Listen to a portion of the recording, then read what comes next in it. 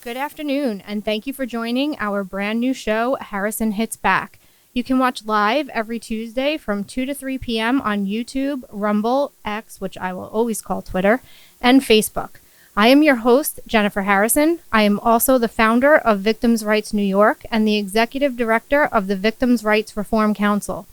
I have dedicated my life to giving victims a voice in politics, as well as restoring common sense in the government, which is something that has been seriously lacking from many of our current elected representatives.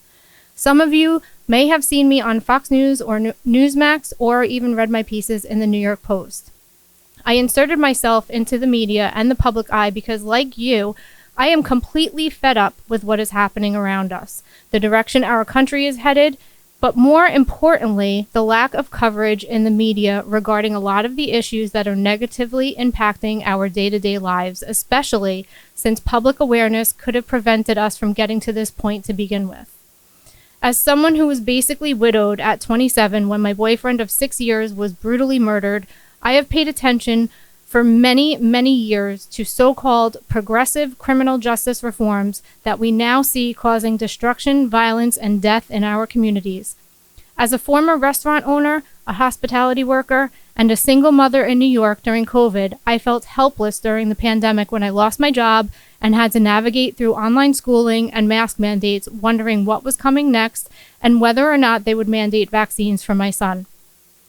Then I lost my step-grandmother and her sister in a nursing home 2 days apart, as did 15,000 other families of people that fought for and built this country due to former Governor Cuomo's March 25th death sentence, while also watching him free violent criminals from jail so they did not suffer the same fate. He made $5 million off of a book deal, and the rest of the New York State government covered for him when we started questioning the motives behind his horrible and deadly decisions. So you name it, and I have lived it, as many of you have. Everyone I know just keeps scratching their head, wondering what is coming next. And the media ignores so much of it or tries to cover it up, especially with criminal justice reform. Bail reform, they accused us of right-wing fear-mongering. Meanwhile, no one is safe anymore, anywhere. Not in cities, not in the suburbs, not at work, and not on college campuses. They covered for the Cuomos, they covered Hunter Biden's laptop, Russian collusion, Afghanistan, warnings about the vaccine, COVID treatments, and anyone asking valid questions or stating opposing facts has been silenced, canceled, and even investigated or indicted. Now, everything we warned of is happening. We warned of not enabling Iran, and October 7th happened. We see what is happening in Ukraine, with open borders, hardworking families driven out of homes that they can no longer afford while illegals live off of their dime through taxpayer funds. Gas prices, inflation is through the roof, children are being killed in city streets, women and children are being raped and killed in broad daylight in their own homes, even in the suburbs. Everything just seems so backwards. Protect criminals, but who cares about the victims, and keep vilifying police officers. During COVID, they wouldn't allow funerals or graduations, but allowed massive protests resulting in riots and businesses burning. New York is trying to erase and indict President Trump for everything under the sun while erecting statues of George Floyd, who held a gun to the belly of a pregnant woman. Women aren't women in sports or to protect them from being raped in bathrooms.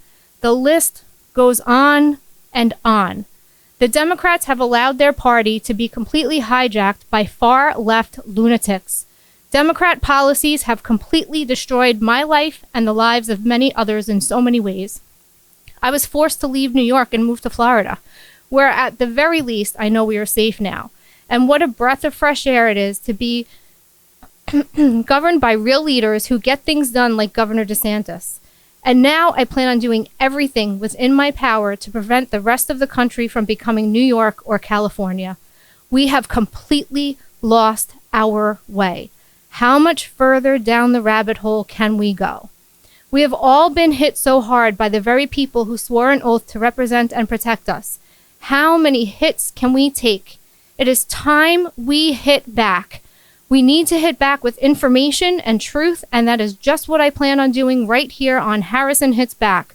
We are going to hit back against the merry band of idiots currently running the show, and county by county, state by state, We are going to take our country back. Right here every Tuesday through conversations with distinguished and renowned guests who are experts in their field. We are going to hit back against all of this insanity, and we will utilize that knowledge to dissect current events, policy decisions, and the implications they have on our everyday lives. We will not shy away from the hard topics or the uncomfortable truths. Each episode, I promise, will be packed with insight, strategy, and action steps that can help you to make a difference in your community and take our country back. So I thank you so much for joining us today. I'd like to welcome our first guest. Charles Cully Stimson is a widely recognized policy expert in crime control, national security, immigration, homeland security, and drug policy at the Heritage Foundation. Cully is Deputy Director of the Edwin Meese III Center for Legal and Judicial Studies, Manager of the National Security Law Program, Senior Legal Fellow, and Senior Advisor to the President. He has also served as the Chief of Staff at Heritage 3 times and ran the transition for 3 Heritage presidential changes of command. Stimson writes, lectures, and testifies on a wide array of policy issues such as the law of armed conflict, terrorist detainee policy, military commissions, criminal law, and the death penalty, immigration, and the war on drugs. He's also recently written a top-rated book, Rogue Prosecutors, which I wholeheartedly thank him for, and that is basically what we're going to talk about today. Cully, thank you so much for joining me. Well, Jennifer, thanks for the honor of being your first guest on a show I'm sure is going to be very popular, and congrats on moving to the free state of Florida. It seems to be wearing on you quite well. You know, it's so funny because we were having so many conversations before I came down here, and you told me when I left New York, I would realize that there was a whole free world out there. I didn't realize what you were talking about until I actually got here and experienced. You were right. Well, I think this is the perfect platform for you because you, like so many other Americans, are hungry to claw their freedom back one day at a time. And I think this is a great platform for you because not only do you have a great radio voice and a great TV face, but you also sadly experienced the brunt of the soft on crime policies. And you've touched on a lot of topics over the years that you and I have talked about. And so I'm really looking forward to watching the show take off and just explode.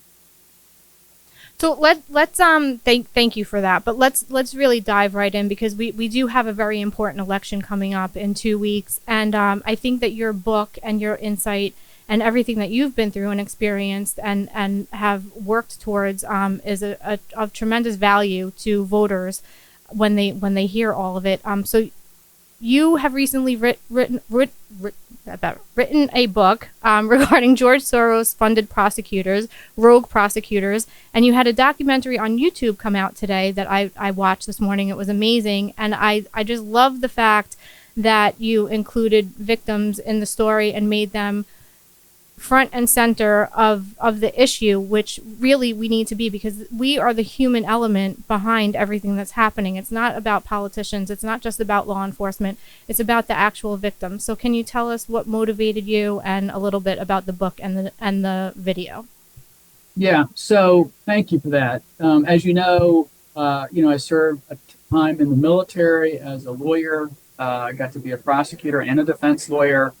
Over my 30 years in the JAG Corps, I got to be a judge for 5 years. Most of my time was in the reserves, and so in my civilian life, I was a prosecutor in San Diego doing domestic violence, drug crimes. I was a prosecutor in Maryland doing homicides and violent sex crimes, and then an assistant U.S. attorney in Washington, D.C. doing homicides and violent crimes. And what I've experienced over the years is you cannot put a victim back in the place she was before the crime happened. And so the purpose of the criminal justice system is to enforce the criminal laws on the books fairly, impartially, and with compassion. That's the job of the prosecutor. It's a noble profession, and it's the reason that without public safety, we have no civil society. We don't have thriving businesses. We don't have contracts that can be enforced. We don't have homes that can be safe. We don't have safe communities, period. And sadly, we have a crime problem in our country. And the last crime tsunami peaked in 1992, as you and I have spoken about at length. And the reason it's been going down since 1992 until recently is because states have taken that carrot and stick approach. The carrot is, okay, we'll create alternatives to incarceration, we'll create drug courts, we'll be creative and create domestic violence courts, we'll create family justice centers, veterans courts, thousands of alternatives of incarceration. But you have to comply with and follow those programs. The stick was increased penalties for recidivist career criminals. And as you know, you hear the left talk about, oh, people just deserve their second chance. Well, they get their second chance, and their third, and their fourth, and their fifth, and dozens more. The average person in state prison has 12 or more arrests and 5.5 convictions. Longer sentences actually reduce recidivism rates. That's not Cully talking. That's the U.S. Sentencing Commission. They found that sentences for like-minded offenders of 10 years or more, the person who serves 10 years or more compared to somebody who serves less than 10 years, 29% lower recidivism rate for those people, and people who have like-minded crimes who get 5 years to 10 years compared to people who serve less than 5 years have a 19% lower recidivism rate. So longer sentences do work. And because of that carrot and stick approach, Jennifer, crime rates have been going down substantially since 1992 until you had this Soros-funded failed social experiment, which they unleashed on the country in 2017 with the first rogue prosecutor, or progressive prosecutor, with Kim Foxx in Chicago. And in every one of those cities, Jennifer, we have that toxic trio of defund the police, demoralize the police, in the election of a Soros rogue prosecutor. There's 70 or so across this country of the 2,300 elected DAs. Crime has exploded. Alvin Bragg's one, as you know. Larry Krasner is another one in Philadelphia. George Gascon is probably the worst of the worst in L.A. And these are man-caused problems. When you tell people the crimes you can commit in their city, you list them, which is what these people do. When you water down felonies to misdemeanors, when you don't respect victims' rights, and they all have rights under their state constitution or state statutes, when you don't prosecute violent juveniles as adults, when you don't ask for cash bail, what do you think is going to happen? It doesn't take a brain surgeon. It doesn't take a person that's gotten past 6th grade to realize that when you don't enforce the rules are going to be broken. And that's sorry, I just want to interject because I actually wanted to ask you, what do you think the motivation is here? Because, we're watching, this is a kitchen table topic. Everybody's seeing this on the nightly news, the crime between COVID and the pandemic and people leaving cities because of that, and now people still fleeing because of crime. What happens to our country when our cities collapse? And I do believe that we're witnessing the collapse of cities around the country. Oh, there's no doubt about it. In fact, that's why we did our societal rot video series. We went to San Francisco. We went down to the Tenderloin, Union Square. We went over to Oakland. We went to some of the iconic places in San Francisco where drugs, trafficked girls, homelessness is rampant. Masons, the iconic Macy's in San Francisco in Union Square is leaving. You've seen in New York City stores boarded up. You've seen in Philadelphia, Wawa, which is like a 7-Eleven, have all left downtown Philadelphia because Larry Krasner lets the criminals steal whatever they want from those places.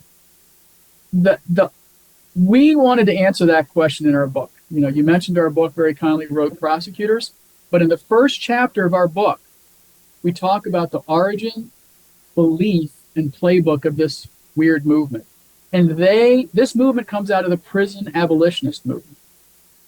Angela Davis wrote that book, Are Prisons Obsolete? And these people are motivated to retire and close all prisons, and they also want to defund all police departments.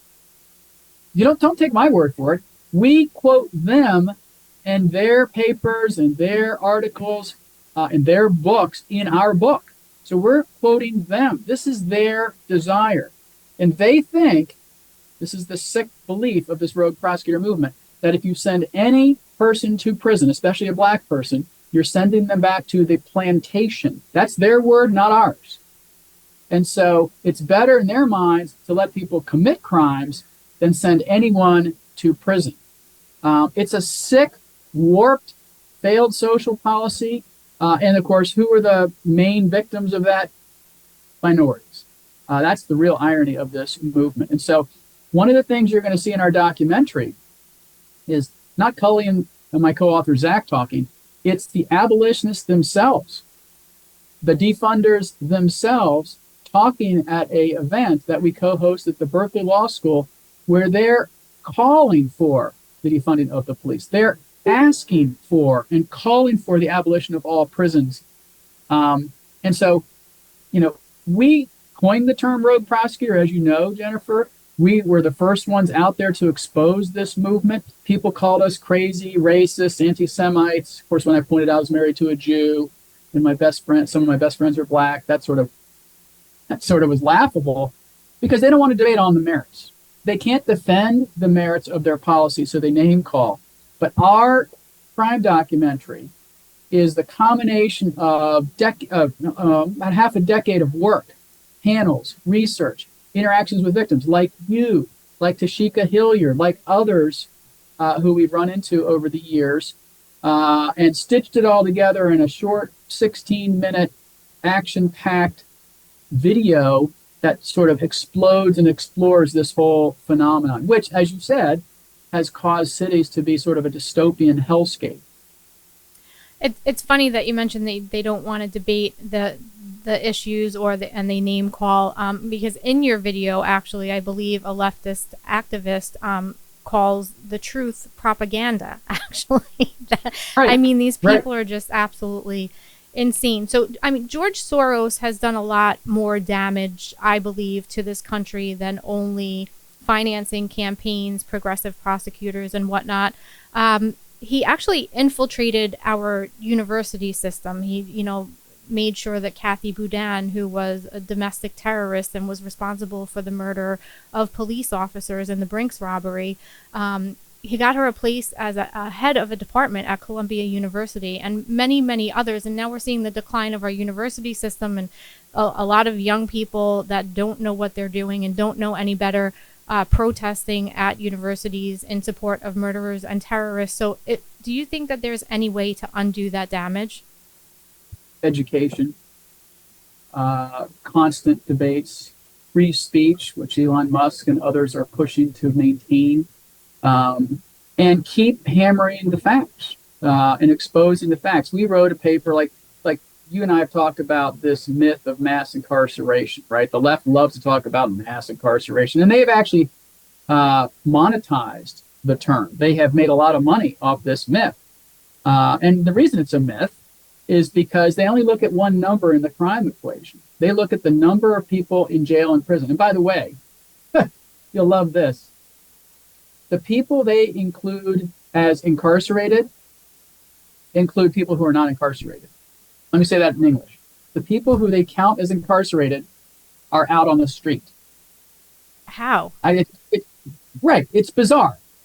It's bizarre because they include people on probation and parole who are walking around the street as incarcerated or under correctional control. So a third of the people they say are incarcerated or on correctional control. The next third are in local jails, and the average number of days that a person spends in a local jail is less than 3 weeks.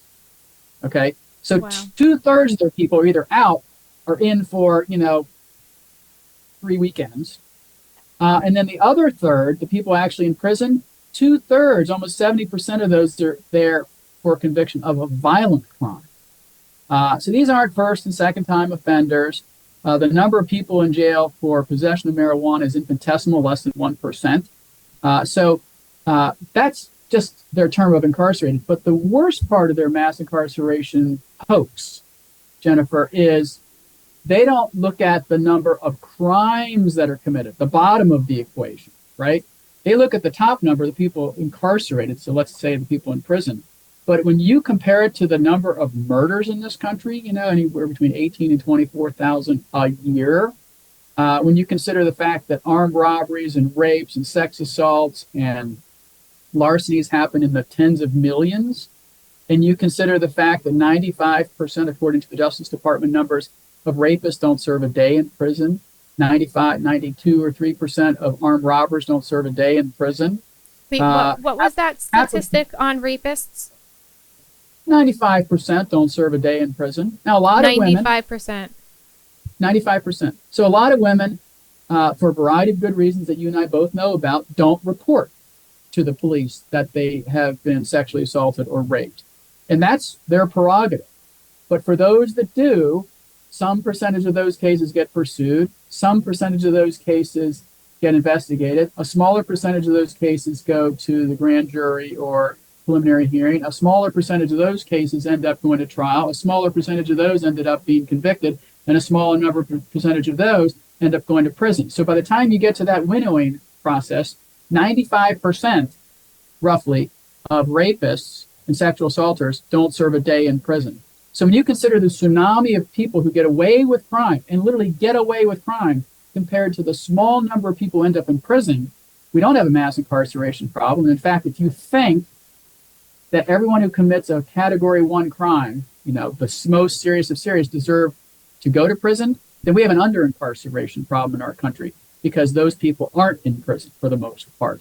And they look at the number of people in prison, and then they look at, for example, people in prison in Eastern or Western Europe, places like that, and they say, oh, look at the number. Well, we have more murders in our country in 1 year than Canada, all of Europe, Australia, New Zealand, and Japan combined every year. So we have a major, major problem with violent crime. Even when the crime was going down, we have a culture of violence in our country.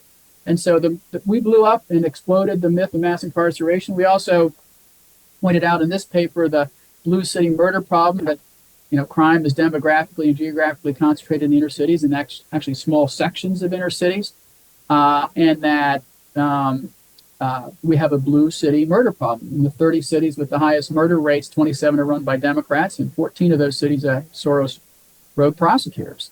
So there is no red state murder problem, as the left likes to flip the script, because when you take those blue cities out of those red states with supposedly high murder rates, all of a sudden the numbers completely change because we actually have a blue city murder problem in this country. And there's a way to solve it. That is to put people in prison when they're convicted of serious crimes. Charge people who commit serious crimes with the maximum prosecution you can bring, fairly prosecute them and convict them and send them to prison for long periods of time. That's not rocket science.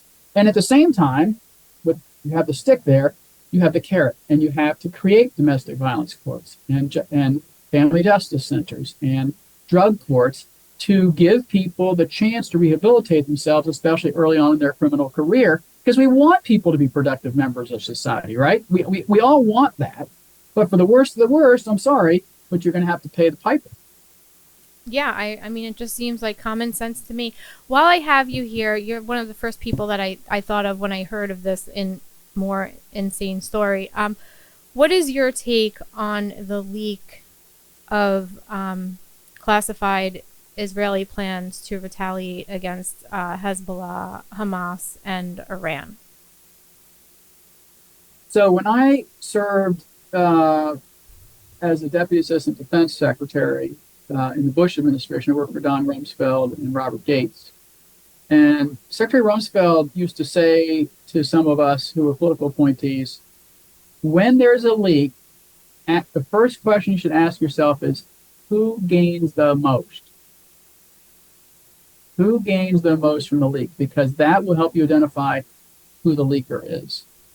And, I've read the articles that you've read, and I encourage people to listen to the Daily Signal podcast this morning with the Vice President of Foreign Policy here at Heritage, named Victoria Coates, who worked as a senior national security advisor in the Trump administration. She goes into detail about the leak. I think it's despicable. It is absolutely despicable.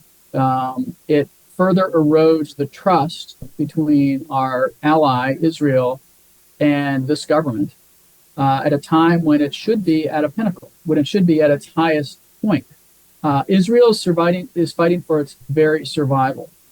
And anything we do that undermines their ability to live in peace in that neck of the woods is not helpful. And here it's harmful. And so my understanding, though, Jennifer, is that it wasn't that we got detailed plans from Israel and then a heinous person in the Pentagon or somewhere in the government leaked it. It was that we, through our normal overseas collection of national security information, got information about potential targets Israel was looking at, and that a person at the Pentagon or somewhere leaked that. Either way, it's terrible. The former would be really, really bad. The latter is really bad, but at least it's not the detailed war plans that Israel must have at the ready. I mean, it just seems that every which way you turn nowadays, people from the very top level of our government to the very local levels of our government, and Democrats in particular, are just on the wrong side of every issue. And I'm just wondering, in the last couple of minutes that we have, what can people do to correct this situation and change the direction of our country? Well, first off, whoever the leaker is, that person needs to be held accountable and prosecuted if they committed a crime. But secondly, personnel is policy. And so who you put in these positions really, really matters. And you have to get people with experience and judgment, people who have prudence, people who are ethical, and people who are honest, who keep the best interests of the United States and our allies at the front. I think that's the general principle I live by. And Cully, where can people find your book, and where can people find the information on the documentary that you were speaking about? Yeah, thank you. So the book, Rogue Prosecutors, is available on Amazon or Barnes & Noble. You can also listen to it on Audible. And then the crime documentary is on YouTube, or the easier way to find it is go to our dailysignal.com blog site, and there's a little article about it. And then it's on all social. It's on Heritage Insta, Heritage YouTube, and Rumble, and all our other social media sites. Awesome. Well, thank you so very much for being my very first guest on my very first show. It was an honor for me. It was very informative. Where can people find out more about you and the Heritage Foundation, everything that you do? Yeah, I'm on Twitter at Cully Stimson, CULLYSTIMSON. And then you can find all of my scholarship at heritage.org under my name. And it lists all our crime stuff, all my national security stuff, all my TV, radio hits, all my testimony and whatnot.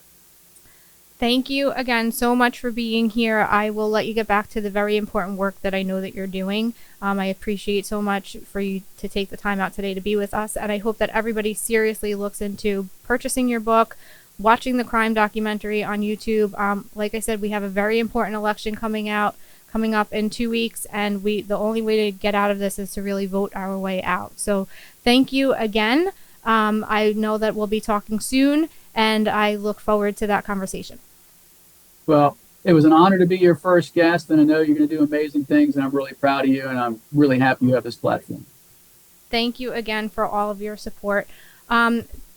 Please follow Cully Stimson on all of his social media. Look out for the book Rogue Prosecutors, and you can Google the YouTube video, why are prosecutors choosing? That's how I find it very quickly. And we're going to wrap this up. And next up, we have Richie Greenberg, who is the San Francisco political commentator, columnist, former candidate for mayor of San Francisco, and the founder of Recall District Attorney Chesa Boudin, who was a Soros-funded prosecutor, and whose mom I mentioned in the interview with Cully, Kathy Boudin, who was a domestic terrorist.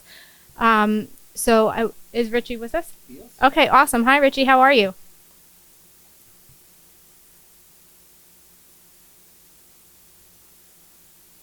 We'll just give him a second to get his mic going. There we go. There we go. Sorry. Very good. Thank you. Good to see you. How are you? I'm doing really great. Really great. Thanks for having me. How is San Francisco going nowadays? Well, it's interesting because, we are not only a presidential election year, but also mayoral. So we've got a mayor campaign going on. where I refer to it as a blood sport. We've got a lot of hitting at each other and a lot of money being spent, mostly used to attack each other's capabilities as the next chief of City Hall, or to throw out the incumbent, which is what we're all doing. We're all working now to try and get her out. And who is the incumbent there again? London Breed. Okay, and So who's running that's her against name. her? Well, we've got four. There are 13 candidates. 8 of them are pretty much being ignored, and then there are 5 that are called the prominent ones, or the ones that have the most realistic chance of winning. But even of those 5, there's still really only 3. But I need to say that Kamala Harris and London Breed are pretty close, talking about friendship wise. So that's a little problematic, and we can talk about that. But we've got London Breed, who is the incumbent, who is under attack by all different sides, including myself, including groups that I'm working with to try and throw her out. Then we have an outsider who is not in the political machine, named Daniel Lurie. He comes from the Levi Strauss fortune. He's a descendant somewhere related to Levi Strauss. So he's throwing in a record amount of money to try and get himself elected. Him and a PAC that is formed to support him, millions and millions of dollars, where the other candidates barely even raised 1 million. He's already raised, I think, 7 million or more.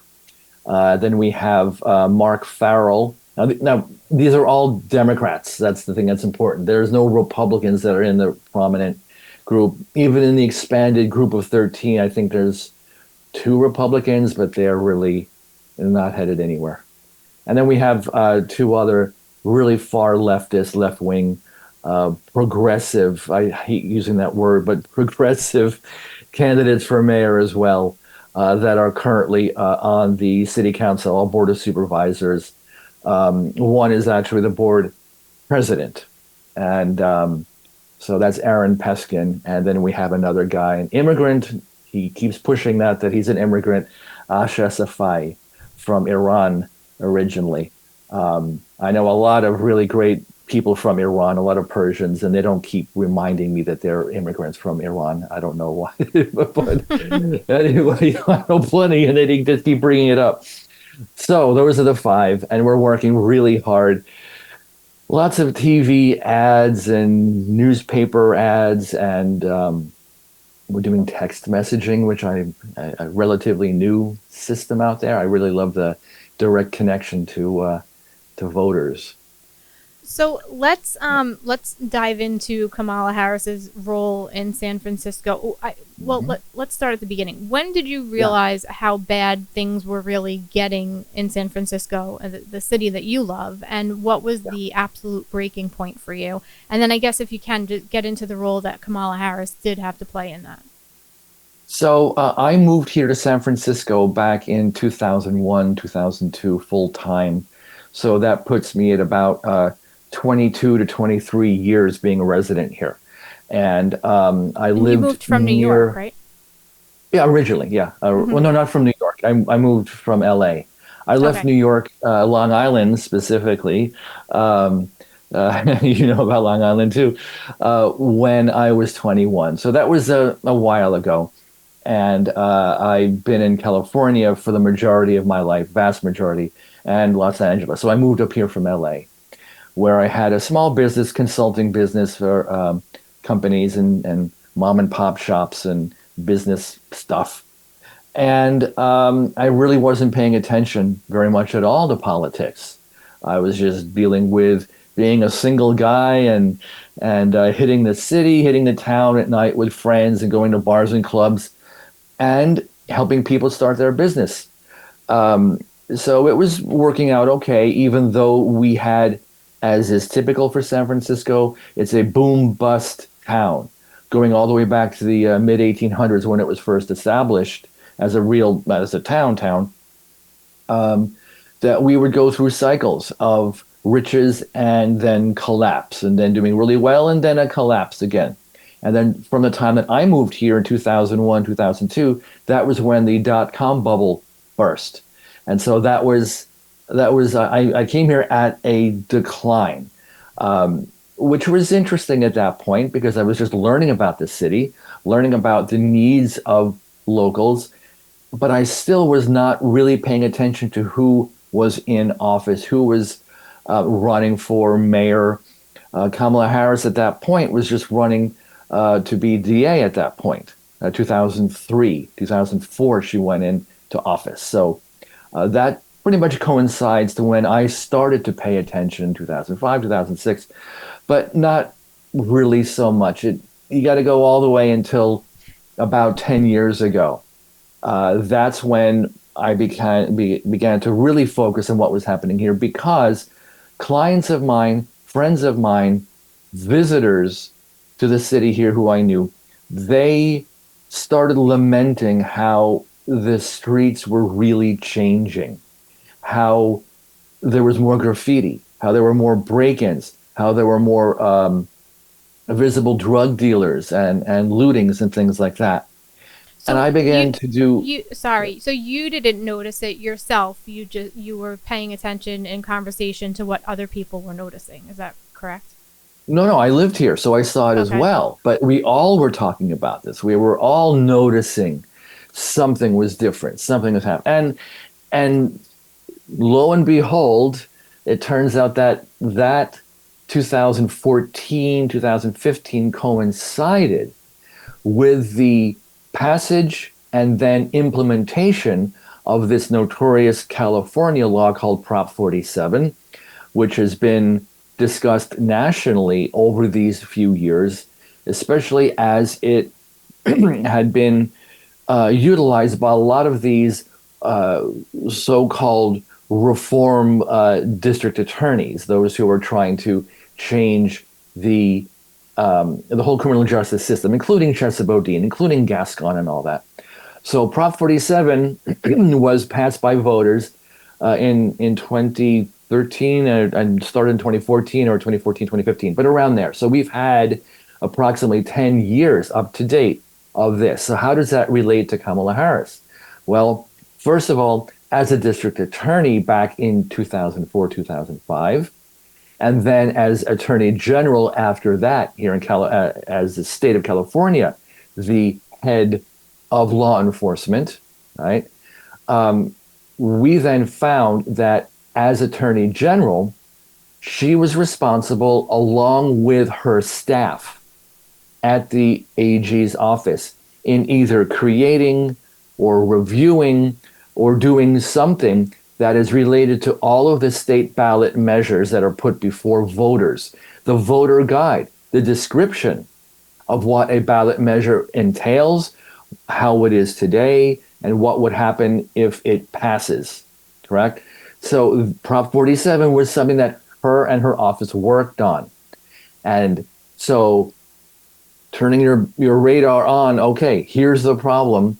Prop 47 put to voters, she was Attorney General, and the thing that had been most heinous is a good word to put on this, is that the title or subtitle of that particular measure, which was meant to lower to raise the bar on when does a criminal act now qualify for felony prosecution, and it put the bar at $950. And you might have heard this, and this is something that has been disseminated all over the United States to understand that we have this $950 threshold. If you steal something below $950, then you're not going to get prosecuted and go to jail.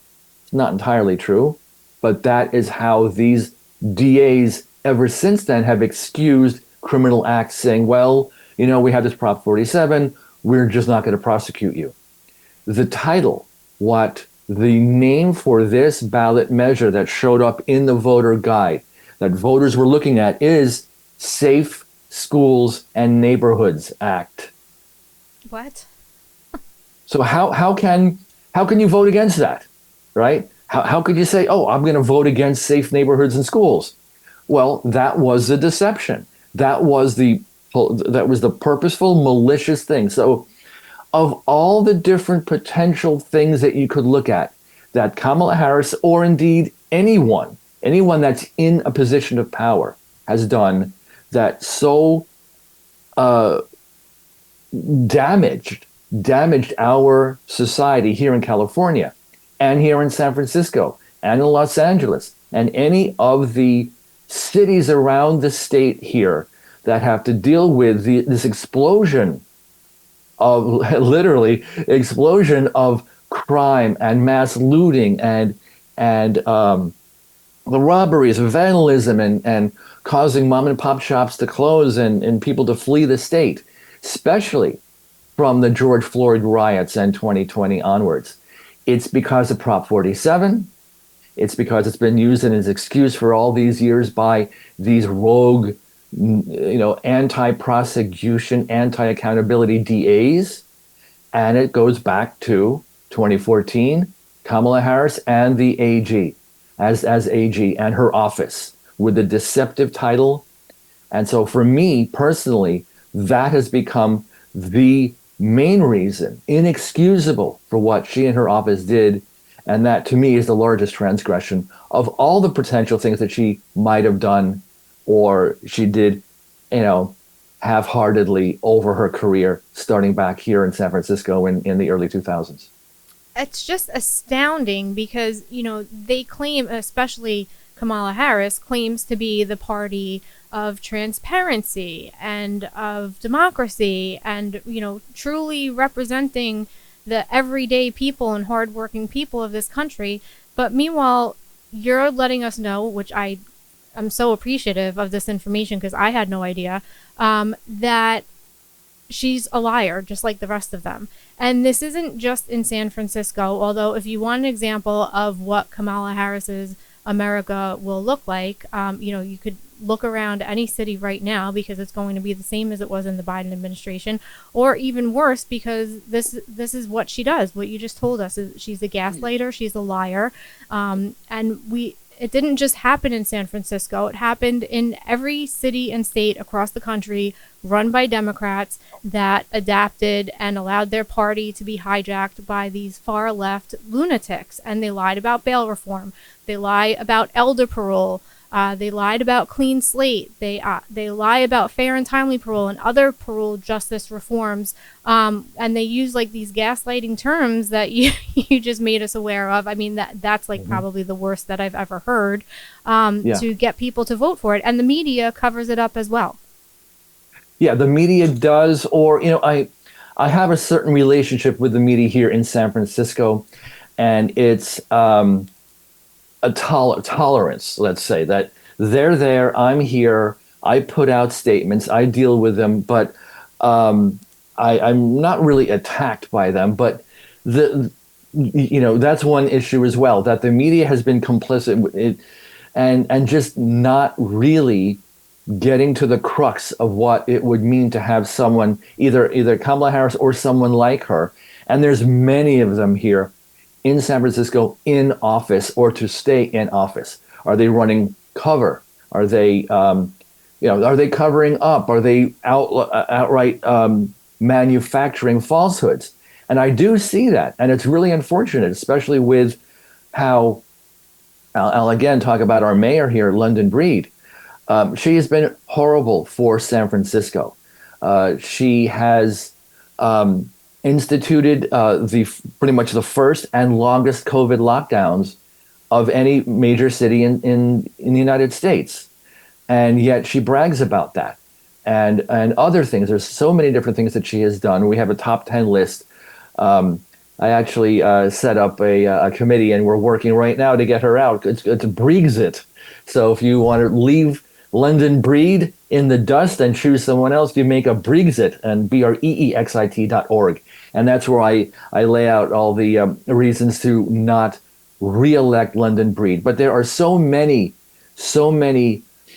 candidates and politicians that all come from they're all cut from the same cloth, same ilk, where they have no problem with embellishing, no problem with misleading you, with gaslighting, with outright lying. And there's not enough reporters, not enough journalists and media that are willing to say, now, hey, wait a minute, you claim this, that's false. Sort of a fact checking.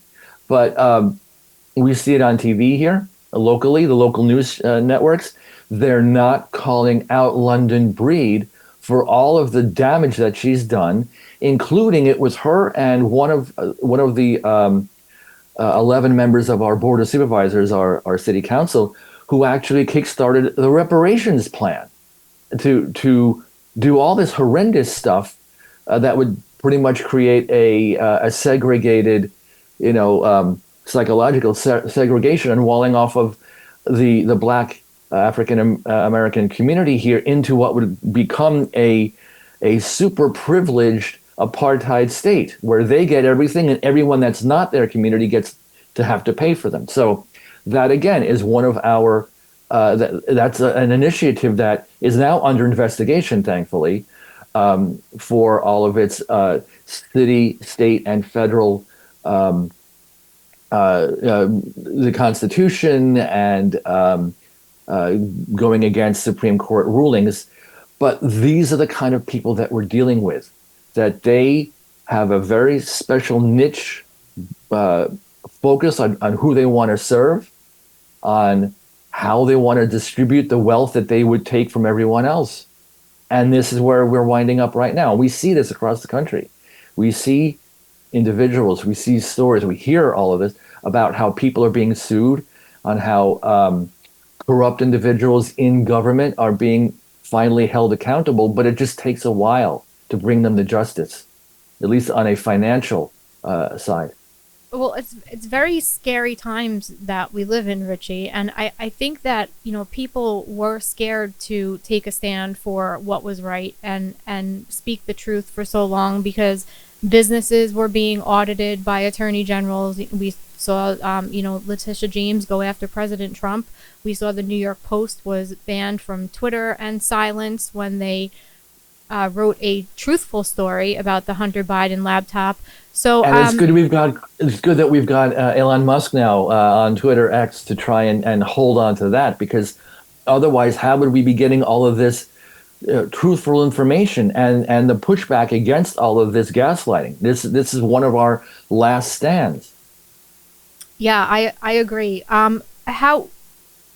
How many groups do you have now that you're running? What is your main focus point? Is it just getting out the mayor? Are there other initiatives that you're working on or other campaigns that you're working against? And how can people find out more about what you're doing? So my focus has been for all these years very hyper focused on the city of San Francisco. There are lots of great people, including you, that are focusing on national level issues, national campaigns, and how it could relate to certain local. But for me, it's almost entirely San Francisco focused because we've got such a mess here, and a lot of it mimics what we see nationally, but on a local level. There's ballot measures, propositions. There's people running for city council, for the local district attorney, the mayor, and that's what I'm focused on. So you can always go to my website, which is richiegreenberg.org, RICHIEGREENBERG, richiegreenberg.org, and you can learn a little bit more about me. You can get in touch with me that way. But I am dealing with basically three things. One is to get the mayor out. The second is to, luckily, we have a state ballot initiative, which is going to reverse much of that Prop 47 that we just spent some time talking about.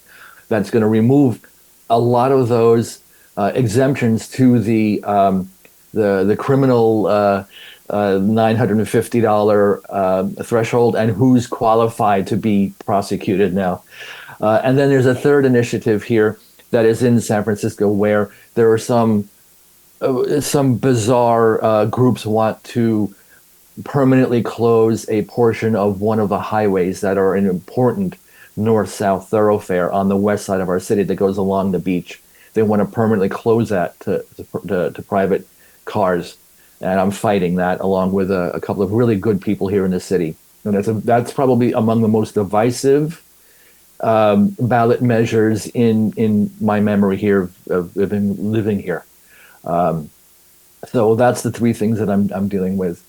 And San Francisco is a mess. It's a microcosm here of what's happening nationally. And when you look down from the top, you could see our mayor, London Breed, Gavin Newsom, the governor of California, Nancy Pelosi, Kamala Harris. They're all so similar. So if you see corruption, gaslighting, outright lying, and their qualifications and what they would do to us, not for us, but what they would do to us if they get in a position of power, they're all together. They're all a cadre. Yeah, and I agree with you wholeheartedly that this is all about taking the wealth and redistributing it to their buddies and their people and putting in power and keeping their people in power, for a long duration of time. This is not about democracy. This is about destroying society and our country as we know it.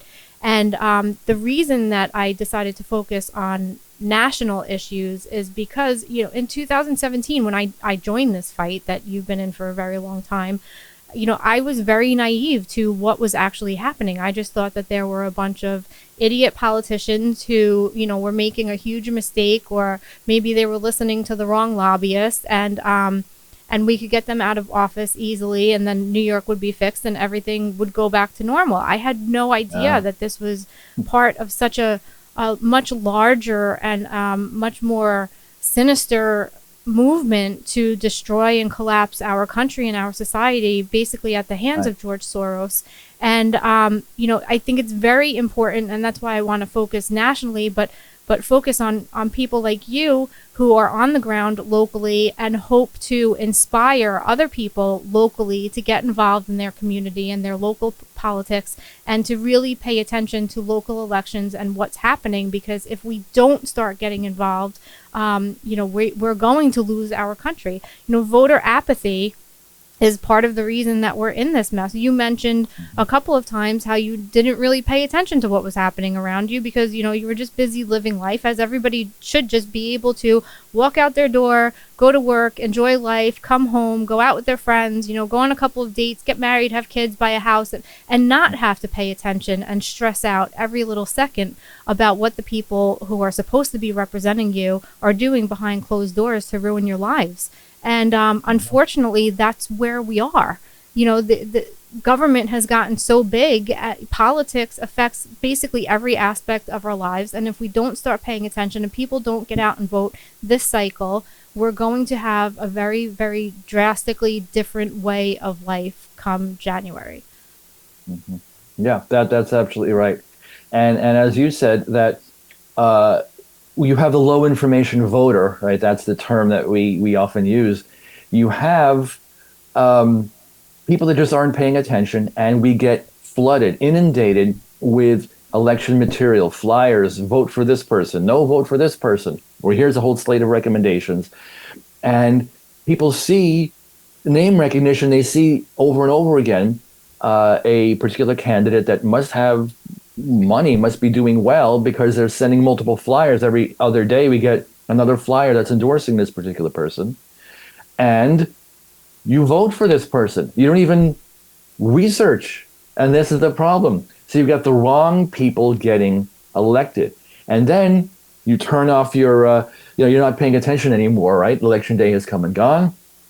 These people, whoever they are, have won. They're now sworn into office, and you kind of trust your trust that this person is now going to be acting in your best interest.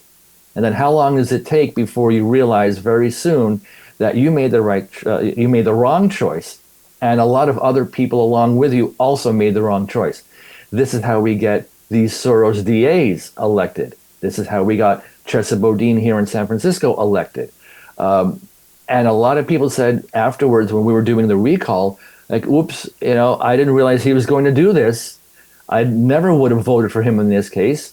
And now what do? You have buyer's remorse. You can't necessarily remove them from office. As we learned, New York does not have a recall mechanism like California does.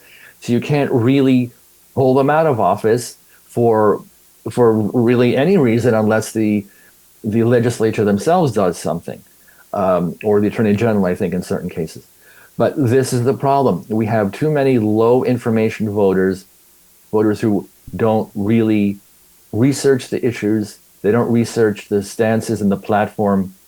And then even if you did, how do you trust the individual who is stating, I will do this for you, I promise this, I pledge to do that, and then they just completely forget all their promises and they do anything that they want virtually in that case? And how do you pull out a president if you have someone that is so detrimental to the country? You've got to go through an impeachment, and we know that is very tough to accomplish. And besides Nixon, who actually just left on his own, right? You have people that are just not going to leave, and that's another whole big problem as well. That I don't trust Kamala Harris. There were many interviews that I've done in the last couple of months where I labeled her as the worst of the worst type of liberal that's out there. You have a liberal, like an American liberal, you have a California liberal, and then you have the San Francisco liberal, which is the worst of the worst. And they are all, here we have several people who are running for office that are running for the supervisors, the Board of Supervisors, City Council, who are very similar. That you've got Dean Preston, you've got Jackie Fielder, others who were candidates, or they're self-proclaimed socialists, and they are backed by or endorsed by the DSA, the Democrat Socialists of America. And when we see they come out with an endorsement, we know to do the exact opposite. Yeah, because there's really nothing at all. There's nothing at all that they would endorse that would be beneficial to us. Right. Well, kudos to you for everything that you're doing, and for, I mean, you've been successful in every initiative that you've taken. You got Chesa Boudin out of office. I mean, that was extremely hard to do. I don't think anybody's been successful in recalling a DA or a governor. So congratulations. I hope that everybody takes heed to what you're saying and, follows you and gets involved not only in San Francisco, but across the country, because, like I said, and like you said, it's not just happening in San Francisco. It's basically mirroring, in every city across the country with the DSA. And unless people get involved in their local community and pay attention, they're just going to keep in power and destroy our cities, destroy our states, and destroy our countries and our lives. So I thank you so much for being here. We will be talking soon. I hope that you'll be a frequent guest. And it's 3:00 now, 3:01, so we're a little bit over. So that's a wrap, people. We'll be back. And we'll be back every Tuesday from 2 to 3 p.m. live streaming on YouTube, X, Twitter, Rumble, Facebook. There were some issues today. It's our first show. Thank you for your patience. And just to let you know again, Harrison Hits Back is, I'm going to read this because we have a very important election coming up in 2 weeks, and I just want to make sure that I get this right. We will be featuring law enforcement officials who can provide firsthand accounts of the challenges they face under the current political climate, and legal experts to break down the complexities of the criminal justice reforms and their consequences, community leaders who have taken a stand like Richie against the chaos and are implementing solutions that work, because this is not just about listening. It's about engaging. And I want to hear from you, my audience. I want to hear your stories, your experiences, your frustrations. You matter. And we'll have segments dedicated to answering your questions, addressing concerns, and amplifying voices of everyday people. We are in this together, and together we can create a powerful movement for change. So mark your calendars, set your reminders, and join me every Tuesday as we reclaim the narrative and fight back against these radical agendas that threaten our safety, our freedoms, and our way of life. Remember, this is not just a show, it's a call to action. We are going to stand up, speak out, make our voices heard, and hit back. Let's hold our elected officials accountable and demand that they represent the interests of the people, not the special interests, or we're going to vote them out. And we can prove that in 2 weeks. So together, we will not only hit back, we will prevail. So thank you for joining me on this journey. And I look forward to seeing you next week on Harrison Hits Back. I also would like to thank our sponsors, Lenore at Real Real Estate, the Victims' Rights Reform Council, and the National Association of Bail Agents. Thank you again for your support, and I will see you next week.